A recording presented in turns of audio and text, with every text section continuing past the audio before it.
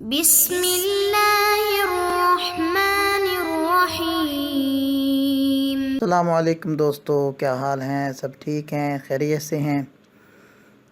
آج کا ہمارا سبق بہت آسان بھی ہے اور بڑا ہی دلچسپ بھی ہے، اور وہ ہے توابع کی 5 اقسام میں سے دوسری قسم تاکید۔ تاکید کیا ہوتی ہے؟ پہلے ہم امثلہ دیکھیں گے، پھر تاکید کے بارے میں گفتگو کریں گے۔ حادثنی الوزیر نفسہ، قابلت الوزیر نفسہ، کتبت الی الوزیر نفسہ، احترقت الدار کلہا، قرأت الکتاب کلہ، فرغت من الاعمال کلہا، نجح الاخوان کلاہما، ذبحنا الکبشین کلیہما، سکننا فی المنزلین کلیہما، رأیت التمساح التمساح، حضر الغائب، لا اخون العہد، انت الملوم انت الملوم۔ آپ نے امثلہ دیکھ لیں، اب پہلی مثال کی طرف آئیں۔ جب متکلم نے کہا کہ وزیر اعظم نے میرے سے بات کی، اور بات کرنے والا بھی ایک معمولی انسان ہے، اور وزیر اعظم کا ایک معمولی انسان سے بات کرنا یہ بھی کوئی آسان چیز نہیں ہے، تو سننے والا یقیناً شک میں پڑ جائے گا، اور وہ یہ گمان کرے گا کہ شاید اس کے کسی پرسنل سیکرٹری نے، یا اس کے کسی وکیل نے، یا اور کسی تعلق والے نے اس سے بات کی ہوگی، تو اس نے بھول سے کہہ دیا کہ میری وزیر اعظم سے بات ہوئی، حالانکہ متکلم کی حقیقتاً وزیر اعظم سے ہی بات ہوئی ہے۔ اب وہ یہ وہم جو سامع کے ذہن میں آ گیا ہے اس کو دور کرنا چاہتا ہے، تو دور کرنے کے لیے وہ عام محاورے میں کیا کہے گا کہ میری خود وزیر اعظم سے گفتگو ہوئی ہے۔ تو عربی میں اس کو ذکر کرنے کے لیے لفظ نفسہ ذکر کر دیا جاتا ہے، اور اس کا ہم ترجمہ کر رہے ہیں کہ مجھ سے خود وزیر نے گفتگو کی، اور ایسا میں جو تم سمجھ رہے ہو کہ میرے اس کے کسی سیکرٹری کے ساتھ یا کسی وکیل یا دوست کے ساتھ بات ہوئی ہے، ایسی بات نہیں ہے، ڈائریکٹ میری وزیر اعظم سے ہی بات چیت ہوئی ہے۔ تو گویا کہ آپ نے لفظ نفسہ کے ذریعے سے اپنی بات کی تاکید ذکر کی ہے، اسی وجہ سے نفسہ کو کہتے ہیں تاکید، اور الوزیر کو کہیں گے مؤکد۔ اور ہم نے یہاں اس مثال میں لفظ نفسہ ذکر کیا ہے، ایک اور لفظ بھی اسی معنی میں استعمال ہوتا ہے، وہ ہے عینہ۔ تو یہ 2 لفظ ہو گئے جو یہاں استعمال ہوں گے۔ اب آپ اگلے گروپ کے اندر آ جائیں۔ جب متکلم نے کہا کہ گھر جل گیا، تو سننے والا یہ سمجھے گا کہ پورا گھر کیسے جل سکتا ہے، ضرور کسی ایک کمرے میں آگ لگی ہوگی، یا اس کا کچھ سامان جلا ہوگا، یا صرف پردے جل گئے ہوں گے، یا فرنیچر جل گیا ہوگا۔ اس نے ویسے ہی بات کو بڑھا چڑھا کر کہہ دیا کہ جی گھر جل گیا، حالانکہ متکلم یہ کہنا چاہتا ہے کہ حقیقتاً سارا گھر جلا ہے۔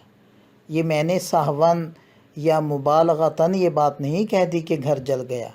تو متکلم سامع کے ذہن سے اس وہم کو، اس شک کو دور کرنے کے لیے لفظ کلہا یا کلہا اس کو لائے گا، تاکہ سامع کو میری بات پر یقین آ جائے، اور اس کے ذہن سے جو شک تھا، جو غلط گمان تھا، وہ نکل جائے۔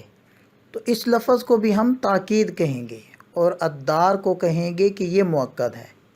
اور اس میں مزید یہ بات بھی ہے کہ آپ نے لفظ کل بول کر پورے گھر کو شامل کیا ہے احترقت والے حکم میں، تو ہم یہ کہہ سکتے ہیں کہ یہ تاکید شمول اور عموم پیدا کرنے کے لیے یہاں ذکر کی گئی ہے، اور اسی مفہوم کو لفظ جمیع بھی ادا کرتا ہے، لہذا یہ دو لفظ ہو گئے کل اور جمی۔ امثلہ کے اگلے گروپ میں آ جائیں۔ جب متکلم نے کہا کہ نجح الاخوان، دو بھائی کامیاب ہو گئے، تو سننے والا یہ سوچ سکتا ہے، اس کے ذہن میں یہ گمان آ سکتا ہے کہ ایک بھائی کامیاب ہوا ہوگا، متکلم نے سہون اخوان کہہ دیا، حالانکہ متکلم نے سہون اخوان کا لفظ استعمال نہیں کیا، حقیقت میں ہی دونوں بھائی کامیاب ہو گئے۔ تو متکلم سامع کے اس وہم کو دور کرنے کے لیے جو لفظ استعمال کرے گا وہ ہے کلاہما، یعنی صرف ایک بھائی کامیاب نہیں ہوا بلکہ دونوں بھائی کامیاب ہوئے۔ تو دیکھیں کلا یہ بھی جمیع اور کل کی طرح شمول کا معنی دے رہا ہے، اور یہ لفظ صرف تثنیہ کی تاکید کے لیے استعمال ہوتا ہے، مذکر کے لیے کلا اور مؤنث کے لیے کلتا۔ تو یہاں تک تاکید کے الفاظ 6 ہو گئے، نفس اور عین 2 یہ ہو گئے، کل اور جمیع 4، اور کلا اور کلتا یہ 6 ہو گئے۔ ان الفاظ کو کہتے ہیں تاکید معنوی، اور تاکید کو تابع بھی کہتے ہیں۔ اور دیکھیں جیسے صفت اعراب اور تعداد میں اپنے مطبوع کے موافق تھی، اسی طرح یہ تمام الفاظ بھی اعراب میں اپنے مطبوع یعنی اپنے مؤکد کے موافق ہیں، اور ہر تاکید کے ساتھ اپنے مؤکد کے موافق ضمیر بھی لگی ہوئی ہے۔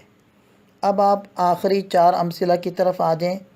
ان میں سے پہلی مثال میں آپ دیکھ رہے ہیں کہ التمساح یہ مکرر لایا گیا ہے اور یہ اسم ہے، اور اگلی مثال میں حضرہ اس کو مکرر لایا گیا ہے اور یہ فعل ہے، اور اس سے آگے والی مثال میں لا کو مکرر لایا گیا ہے اور یہ حرف ہے، اور آخری مثال میں پورا جملہ انت الملوم اس کو مکرر لایا گیا ہے۔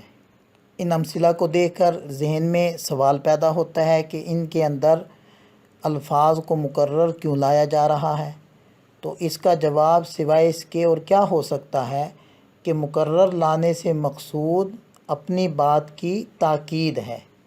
اسی وجہ سے یہاں جتنے بھی مکرر الفاظ ہیں ان کو تاکید کا نام دیا جاتا ہے، اور ان امثلہ میں تاکید چونکہ پہلے لفظ کو دوبارہ لا کر لائی جا رہی ہے، اسی وجہ سے ان کو تاکید لفظی کہا جاتا ہے۔ امثلہ کو سمجھ لینے کے بعد اب ہم قواعد اور ضوابط کی طرف جاتے ہیں۔ تو تاکید کی ہم کیا تعریف کریں گے کہ تاکید ایسا تابع ہے جس کو کلام میں اس لیے ذکر کیا جائے تاکہ وہ سامع کے ایسے وہم کو دور کر دے جو متکلم کا مقصود نہیں ہے، اور تاکید کی 2 قسمیں ہو جاتی ہیں، معنوی اور لفظی۔ اور تاکید معنوی کے چند مخصوص الفاظ ہیں نفس، عین، کل، جمیع، کلا، کلتا، اور یہ بھی ضروری ہے کہ ان کے ساتھ ان کے مؤکد کے موافق ضمیر بھی لگی ہوئی ہو۔ اور تاکید لفظی یہ ہے کہ ایک لفظ کو دوبارہ ذکر کر دیا جائے، چاہے وہ لفظ اسم ہو، فعل ہو، یا حرف ہو، یا پورا جملہ ہو۔ اس کو خوب اچھے طریقے سے یاد کر لیں۔ اللہ تعالی ہم سب کا حامی و ناصر ہو، دعاؤں میں یاد رکھیے گا۔ السلام علیکم۔